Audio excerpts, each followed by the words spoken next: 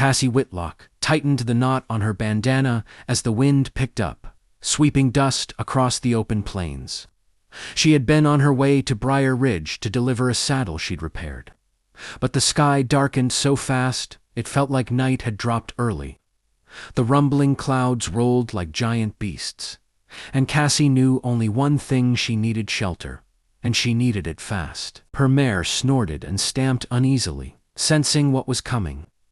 Dust storms were common out here, but this one looked wrong. Too dark, too fast, too heavy.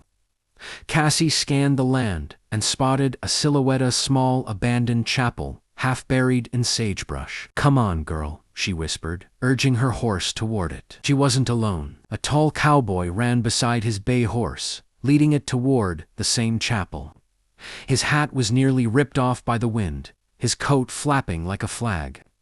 He looked over at Cassie, and even through the rising storm, she caught a flash of sharp hazel eyes. "Chapel's the only shelter," he shouted. "Wasn't planning on camping out here," she yelled back. They reached the door at the same time and practically tumbled inside. The wooden door slammed shut behind them, rattling on its hinges. The storm roared like a monster outside, shaking the walls. Cassie brushed dirt from her hair. "Well, that was dramatic." "Storm came in quicker than a rattler's strike," the cowboy said, removing his hat and shaking out dust. "Name's Marcus Hale, Cassie Whitlock." Before either could say more, footsteps echoed through the chapel. Cassie stiffened. Marcus's hand went to his hip, out of instinct. A crooked old preacher stepped out from the shadows at the far end of the room. His long white hair drifted around him like he'd walked through the storm itself. "You two came just in time," he rasped. "The curse must be broken tonight." Cassie blinked. "Excuse me." The preacher lifted a leather-bound Bible. "Storms like these don't blow in by chance. You've been brought here to be joined in holy matrimony." Marcus almost choked. "Married. We just met." The preacher's pale eyes glowed strangely.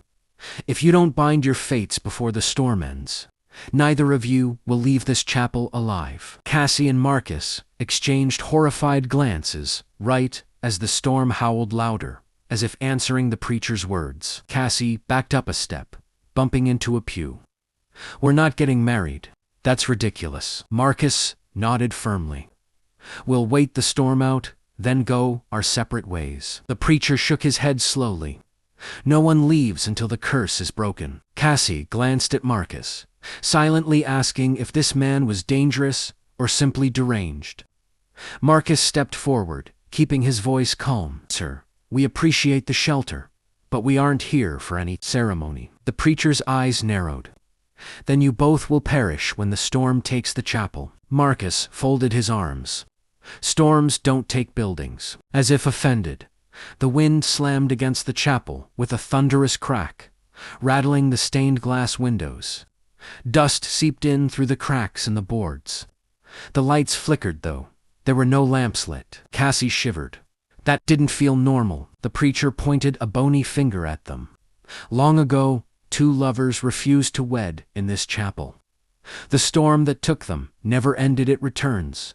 Every generation seeking souls, bound by fate. Only a union willingly spoken can calm it." Cassie sighed. "Sir, even if any of that were true, Marcus and I don't even know each other." Marcus cleared his throat. "She's right." The preacher stepped closer, his presence sending a strange chill through the room. "Fate doesn't care how long you've known each other. It cares only that you are here, together, at the right time." The wind roared like a creature circling them. Cassie leaned closer to Marcus. "What are we supposed to do?" He shrugged, but his jaw was tight. "Wait it out.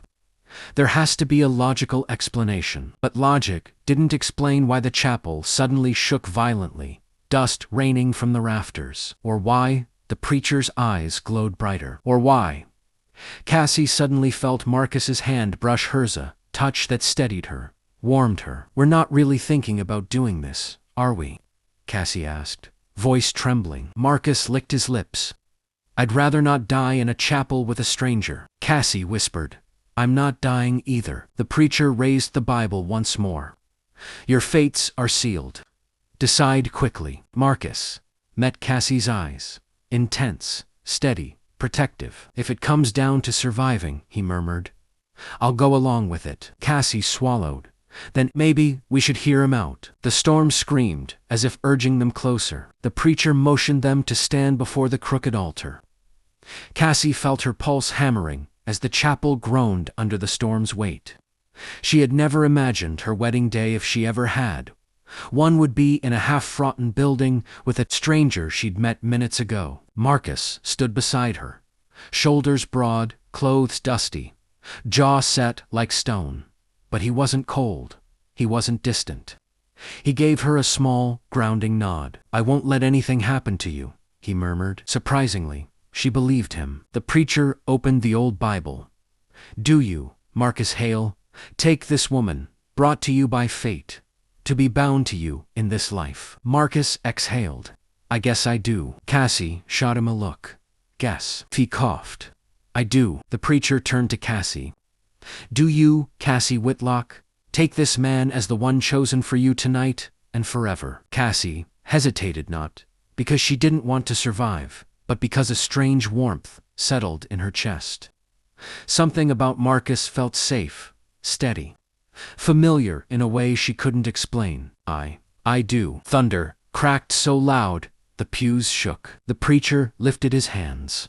"Then, by fate and storm, I pronounce." A violent gust hit the chapel, blasting the doors open.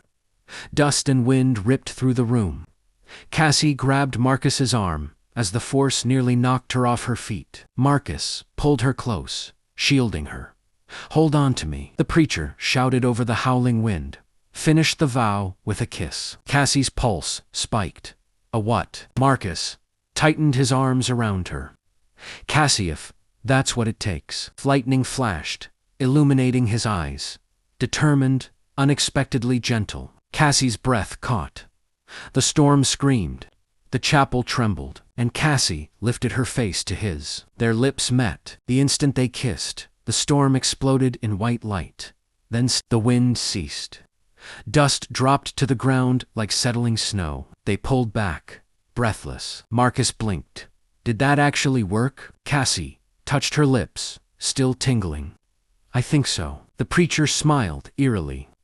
"The curse is broken." But when Cassie turned back to him, he was gone. The chapel was silent now. The storm completely vanished. Not a whisper of wind, not a speck of dust swirling. The world outside glowed with the warm colors of a calm sunset. Cassie and Marcus stepped out carefully, half expecting the preacher to reappear or the storm to surge back. But the sky was clear, impossibly clear. Marcus let out a long breath. "That was the strangest thing I've ever lived through." Cassie nodded, brushing dirt from her clothes. "I don't even know what to think." They walked toward their horses, both animals surprisingly calm. As Marcus checked the cinch on his saddle, Cassie watched him really. Watched him. He was handsome, yes, rugged, capable. But it was the softness in his expression when he looked at her that stuck with her. She'd felt safe with him in that chapel scene, connected. "Guess we're married now," he said lightly. Cassie choked on a laugh. "Don't remind me." He grinned. "I mean, we could pretend it didn't happen." Cassie crossed her arms. "Are we pretending there wasn't a glowing-eyed preacher, a curse, and a storm that tried to kill us?" Marcus paused, smile fading. "No, definitely not pretending that." They mounted their horses and rode slowly toward the road, side by side. Cassie noticed Marcus glancing at her every so often, as if checking she was all right. "You know," Cassie said, "most people get married after they know each other." Marcus chuckled. "Most people don't get forced into it by supernatural weather." They fell into a comfortable silence. Cassie found herself relaxing around him in a way she didn't expect. After an hour of riding, they reached a fork in the road. Marcus pointed left. "Briar Ridge is that way." Cassie hesitated. "My hometown's right. We should probably go our separate ways." Marcus's jaw tightened. "If that's what you want." Cassie opened her mouth, but the words tangled.